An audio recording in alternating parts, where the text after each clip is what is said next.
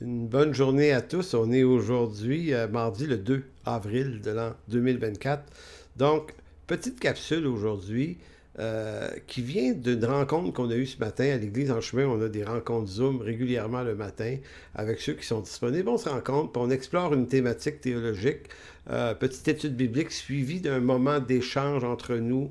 Et l'idée, c'est qu'on puisse grandir ensemble en comprenant des grandes thématiques théologiques de l'Écriture. Et ce matin, le sujet, c'était de quelle façon la grâce de Dieu vient au secours de ma culpabilité.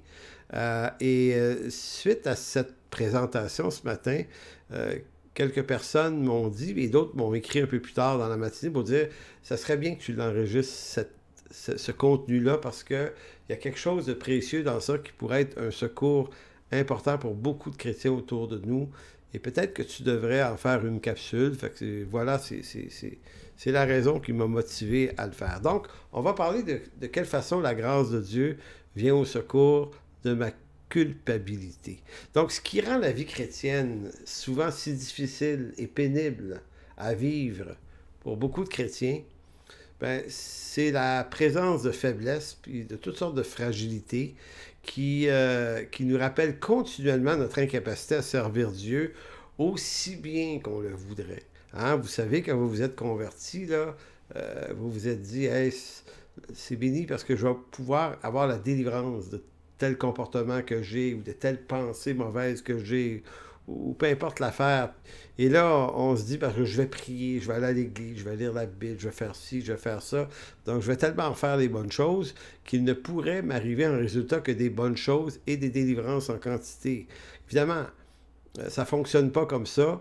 On le sait. Plusieurs années après, 20 ans, 30 ans, même 40 ans, on réalise bien que finalement, il y a des faiblesses qui sont vraiment collées à nous, là, puis qui sont encore gênantes et honteuses, et c'est comme ça. Évidemment, je ne suis pas en train de dire qu'il n'y a aucune délivrance qui sont arrivées avant. Oui, il y a plein de choses qui peut-être ont disparu, mais c'est étonnant comment est-ce qu'on reste des pécheurs et comment ça peut être pénible de survivre et de persévérer avec ça.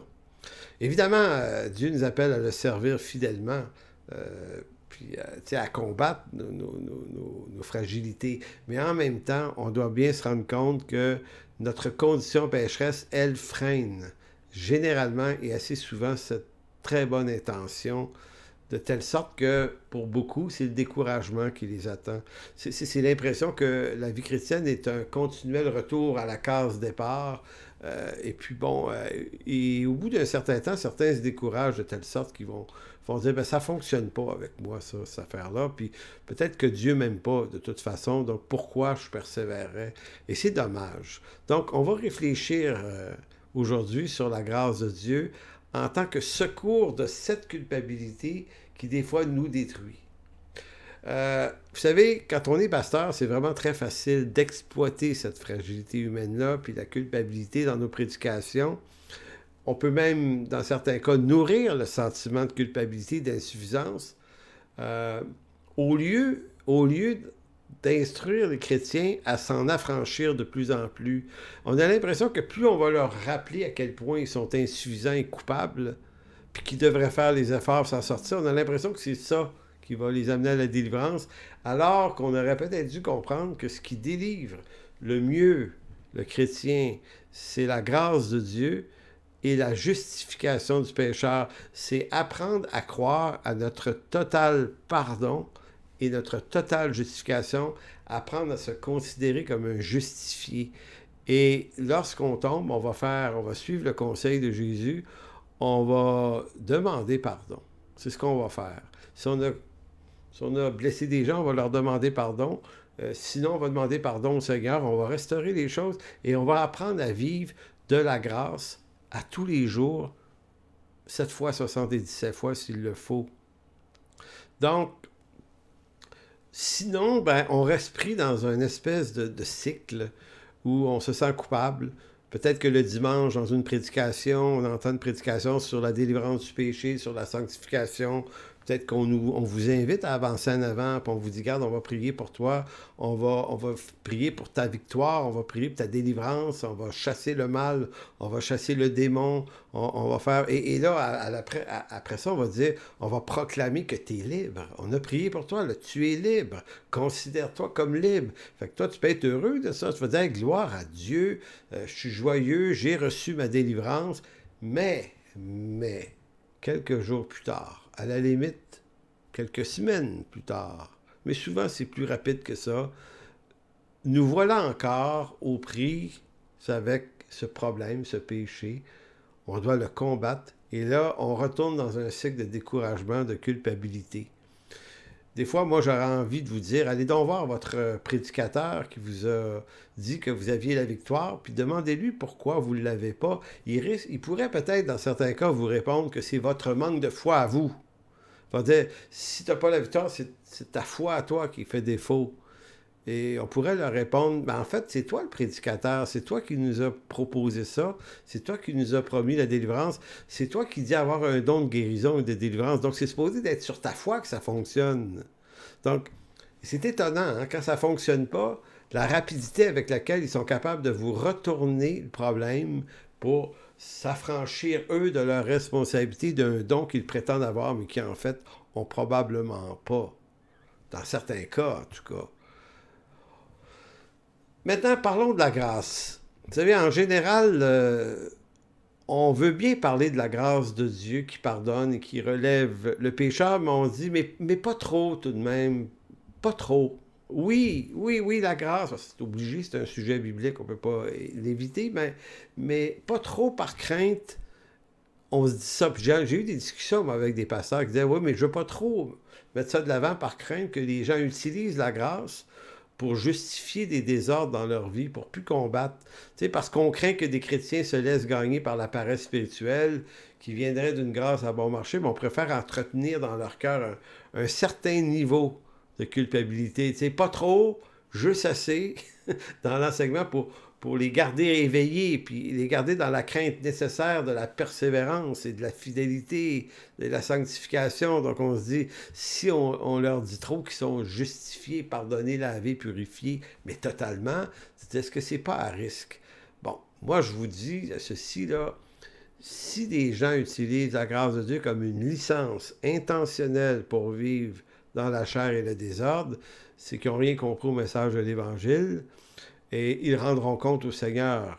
Évidemment, la grâce n'a pas à être une grâce à bon marché, elle est une grâce qui délivre.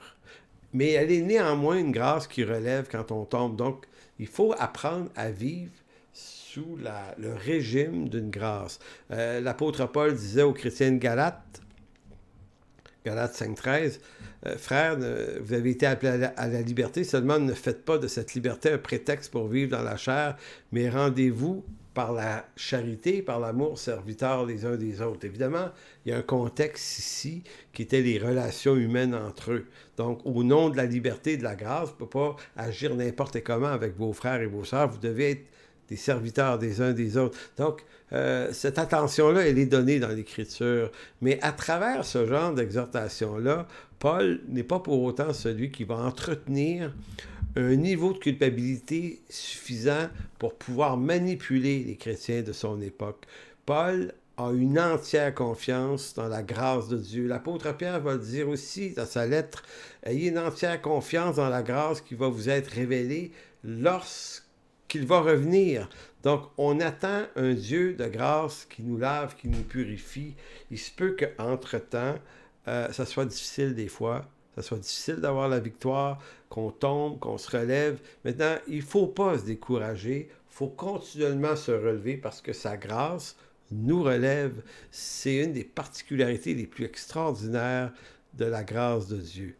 Donc, pour bien des chrétiens, l'œuvre de Dieu aurait pour but de les rendre plus forts, plus capables, plus matures, plus victorieux sur toutes leurs faiblesses. Ça, c'est un concept qui est très, très fort chez certains. Et comme ils y arrivent plus ou moins, bien, leur marche avec Dieu devient une longue suite de découragement sans fin. Donc, la question, est-ce que c'est vraiment ça, marcher avec Dieu? Est-ce que si tu n'y arrives pas, c'est parce que ça ne fonctionne pas ou Il y a quelque chose que tu n'as peut-être pas compris ou entendu dans l'instruction. Dieu ne nous fait pas découvrir nos faiblesses pour nous décourager et nous faire sentir coupables, mais pour nous révéler jusqu'où sa grâce peut aller dans notre vie. Il ne s'agit pas ici d'une grâce à bon marché qui excuse ma faiblesse, mais d'une grâce de Dieu pleinement révélée qui me révèle non seulement ma faiblesse, mais qui l'enlève tranquillement, qui m'en affranchit. Et ça, c'est fort intéressant. Vous savez, on a l'impression, parce que dans bien des cas, la souveraineté de Dieu n'est pas très bien comprise, on a l'impression que Dieu découvre nos faiblesses à mesure qu'on les découvre nous-mêmes. Et là, on est honteux parce qu'on dit, hey, le Seigneur a vu ça, là, a vu cette faiblesse-là, là, c'est gênant. Mais en réalité, vous devriez savoir que Dieu connaît vos faiblesses avant que vous les connaissiez vous-même. Nous, on découvre ça tranquillement, pas vite, puis c'est décourageant. Dieu a le portrait total d'un seul coup d'œil. Il sait tout. Il connaît le début de ma vie, le parcours de ma vie et la fin de ma vie. En d'autres mots, si Dieu nous révélait d'un seul coup toutes les folies qui nous habitent et les folies qu'on va faire un peu plus tard, peut-être si on les fait, on serait tellement découragé. Donc Dieu est bon. Il dit, regarde, je vais te montrer ça à mesure. Maintenant, pourquoi? Pourquoi ça marche de même? Quand vous vivez des temps difficiles, hein, Dieu permet, vous savez, il permet des temps difficiles, il permet des échecs, il permet des crises, il permet des injustices. Maintenant, pourquoi Dieu les permet-il? On a l'exemple dans le livre de Job, on a beaucoup ce genre d'exemple-là à plusieurs endroits dans l'Écriture. En fait, Dieu permet les crises et les situations, les injustices difficiles, pour nous faire découvrir à quel point notre cœur est potentiellement mauvais. En d'autres mots, lorsqu'arrive une situation difficile causée par quelqu'un, on ne peut pas dire que notre réaction très très mauvaise est causée par la personne et la situation. Non, non, elle n'est pas causée par une personne et une situation. La chose mauvaise qui nous fait mal réagir est une réaction qui appartenait déjà à notre profondeur, notre cœur. En d'autres mots, Dieu provoque des situations qui font ressurgir des choses de nos cœurs. Et là, on découvre, on dit, hey, j'étais pas comme ça avant. Tu étais comme ça avant, c'est juste que tu le voyais pas. Donc, pourquoi Dieu se plaît-il à révéler ce qui est caché dans nos cœurs en créant une situation qui va faire ressurgir ça? En fait, c'est parce que Dieu veut montrer, veut révéler jusqu'où sa grâce peut aller dans les profondeurs de notre folie. La grâce de Dieu est plus grande que notre folie. La grâce de Dieu est plus grande et plus rayonnante que nos pires folies. La grâce de Dieu est une grâce qui peut sauver les pires andouilles, les pires criminels. La grâce de Dieu a sauvé un roi David qui était un homme colérique, capable de meurtre et un homme de sang. L'apôtre Paul va dire de lui-même qu'il était le prince, le plus grand des pécheurs. La grâce de Dieu ne connaît pas les limites, des limites de votre condition pécheresse. Maintenant, ça, pour le comprendre, Dieu va devoir nous faire découvrir les profondeurs de notre cœur. Donc, il n'y a pas besoin d'ajouter aucune mesure de méchanceté à nos cœurs, comme si la méchanceté apparaissait soudainement, mais qu'elle n'était pas là avant. Dieu va dire, quand ça dormait en toi, maintenant, j'ai permis cette situation-là dans ma souveraineté, je veux que tu la vois. Puis je veux que tu me la confesses, cette méchanceté-là. Je fais pas ça pour te détruire, ni pour te faire sentir coupable, mais pour te faire voir ton propre cœur, parce que moi, je suis celui qui lave des cœurs. Donc, il faut comprendre que c'est vraiment intéressant de voir le jeu de la souveraineté de Dieu par rapport à notre faiblesse, par rapport à nos fautes, parce que puisque le Christ a maintenant payé, le Seigneur nous fait découvrir ce dont, pourquoi il a payé. Donc, je vous fais tourner dans un texte de la lettre aux Romains. On va lire une dizaine de versets dans Romains 3. Vous allez voir, c'est un texte absolument magnifique. Romains 3, 19, soyez attentifs, ça dit « Or, nous savons que tout ce que dit la loi, elle le dit à ceux qui sont sous la loi, afin que toute bouche soit fermée, que tout le monde, bon, je vais faire grec, soit reconnu coupable devant Dieu, car nul ne sera justifié devant lui par les œuvres de la loi, puisque c'est par la loi que vient la connaissance du péché. Donc Dieu le dit lui-même. J'ai donné ma loi, c'est pas pour vous faire sentir coupable, c'est pour vous montrer votre péché en vue d'une délivrance que ma grâce amène. Verset 21, mais maintenant, sans la loi, est manifestée la justice de Dieu à laquelle rendent témoignage la loi et les prophètes. Justice de Dieu par la foi en Jésus-Christ pour tous ceux qui croient. Il n'y a point de distinction. Tous ont péché.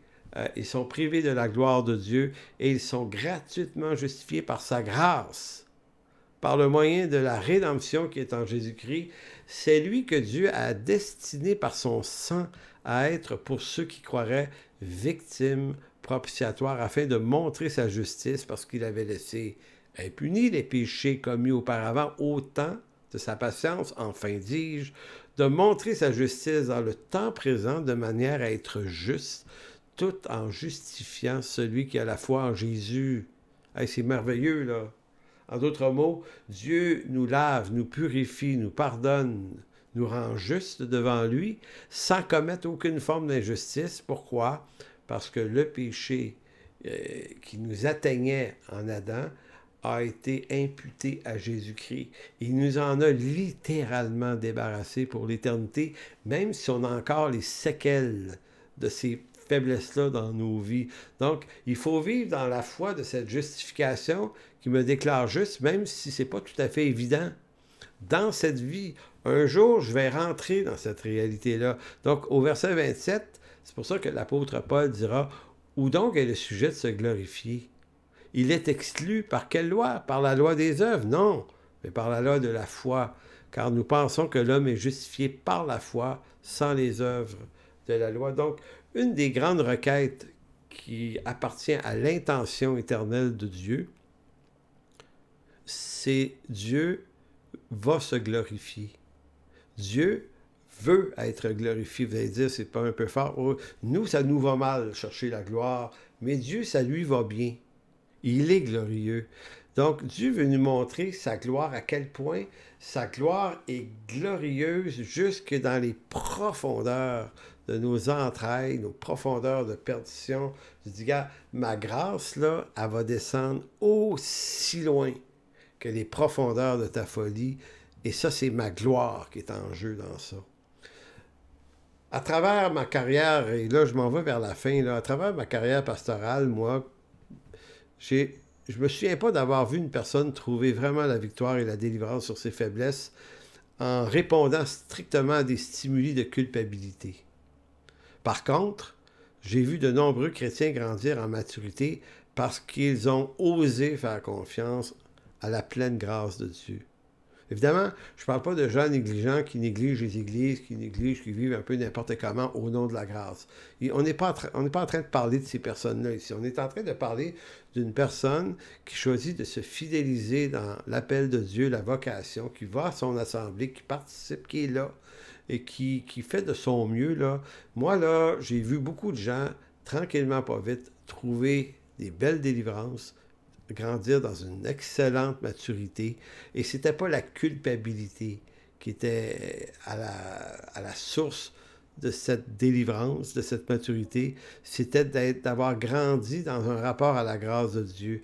Il se peut que la vie chrétienne vous paraisse difficile. Il se peut que vous ayez l'impression d'être le seul à combattre les faiblesses honteuses et gênantes qui sont dans votre cœur. Il se peut que vous ayez la cruelle impression que Dieu ne vous aime pas parce que la délivrance et la victoire n'a pas été aussi évidente que vous vous y attendiez. Ça se peut, ça, que vous ayez vraiment l'impression que vous êtes sous le coup d'un rejet, d'un jugement de Dieu. Il se peut que vous regardiez vos pasteurs ou certains prédicateurs comme, en apparence, à tout le moins, des hommes victorieux, alors que ce que vous ignorez peut-être, c'est que la plupart combattent à peu près les mêmes faiblesses que vous. On est tous pas mal pareils. Et quand on fait du pastorat, et c'est mon cas, on le sait, ça. On le sait qu'il peut y avoir des jeux de coulisses, on peut faire des faux semblants, on peut se donner un allure de victorieux et ne pas l'être autant qu'il le faudrait. Des fois, je ne comprends pas que... En fait, je crois que comme pasteur, on devrait avoir un petit peu plus d'authenticité puis de vulnérabilité pour dire aux gens de nos églises, regardez, moi je suis un pasteur, je ne suis pas meilleur que vous autres, je combats les mêmes combats, puis on va grandir ensemble dans la grâce de Dieu. En Romains 8, 37 et 39, il est écrit: mais dans toutes ces choses, nous sommes plus que vainqueurs par celui qui nous a aimés, car j'ai l'assurance que ni la mort, ni la vie, ni les anges, ni les dominations, ni les choses présentes, ni les choses à venir, ni les puissances, ni la hauteur, ni la profondeur, ni aucune créature ne pourra nous séparer de l'amour de Dieu manifesté en Jésus-Christ notre Seigneur. Donc, je suis victorieux, je suis vainqueur, Paul dit au verset 37, par celui qui nous a aimés. Vous savez quoi?